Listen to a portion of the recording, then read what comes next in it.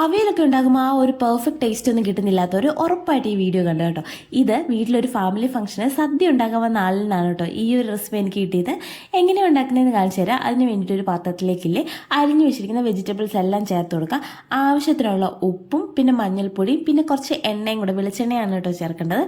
വെളിച്ചെണ്ണയും കൂടെ ചേർത്തിട്ട് നന്നായിട്ട് ഈ ചട്ടി തന്നെ ഇട്ട് നന്നായിട്ട് വഴട്ടി വേവിച്ചെടുക്കുക.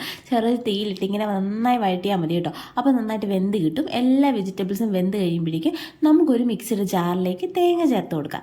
ഇനി ഇതിലേക്ക് ചെറിയുള്ളിയും വെളുത്തുള്ളിയും ജീരകവുമാണ് കേട്ടോ ചേർക്കുന്നത്. ഇതിൽ നമ്മൾ ഒരു തുള്ളി പോലും വെള്ളം ചേർക്കുന്നില്ല, വെജിറ്റബിൾസും ചേർക്കുന്നില്ല, അരയ്ക്കുന്നതിലൊന്നും ചേർക്കുന്നില്ല. എന്നിട്ട് ചെറുതായിട്ടൊന്ന് ബ്ലെൻഡ് ചെയ്തെടുക്കുക.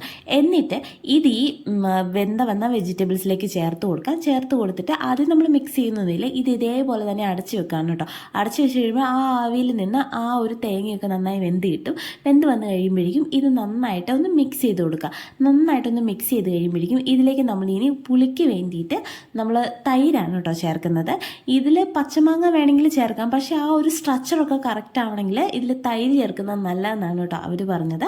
അതുകൊണ്ട് ഞാനിതിൽ തൈരാണ് കേട്ടോ ചേർത്തേക്കുന്നത്. തൈരും കൂടെ ചേർത്തിട്ട് നന്നായിട്ടൊന്ന് മിക്സ് ചെയ്തെടുക്കാം. നമ്മളിതിൽ വെള്ളമൊന്നും ചേർക്കാത്തതുകൊണ്ട് ഇത് അധികം കുഴഞ്ഞല്ല ഇരിക്കുന്നത്. അപ്പോൾ കുറച്ചൊന്നൊരു കുഴഞ്ഞ പോലെയൊക്കെ വരണമെങ്കിൽ ഇതിൽ ഇച്ചിരി തൈര് ചേർത്താലാണ് കേട്ടോ നന്നാവുക. എന്നിട്ട് തൈര് ചേർത്തിട്ട് നന്നായിട്ട് ഒന്നും കൂടി ഒന്ന് ചൂടാക്കി എടുത്ത് കഴിയുമ്പോൾ ആ തൈരിൻ്റെ ഫ്ലേവറൊക്കെ അതിലേക്ക് നന്നായിട്ട് ഇറങ്ങും കേട്ടോ. അതിനൊന്നും കൂടെ ഒന്ന് നന്നായിട്ടൊന്ന് തീ കത്തിച്ച് നന്നായിട്ടൊന്ന് വേവിച്ചെടുക്കണം. എന്നിട്ട് ഇതിലേക്ക് പച്ച വെളിച്ചെണ്ണയും കരിവേപ്പിലയും ചേർത്ത് കൊടുത്തിട്ട് അടച്ചു വെക്കണം. തീയൊക്കെ ഓഫ് ചെയ്ത് അടച്ചു വെച്ച് ഒരു കുറച്ച് നേരം കഴിയുമ്പോഴേക്കും ഇലയൊക്കെ ഇങ്ങനെ വാടിയിട്ടുണ്ടാവും.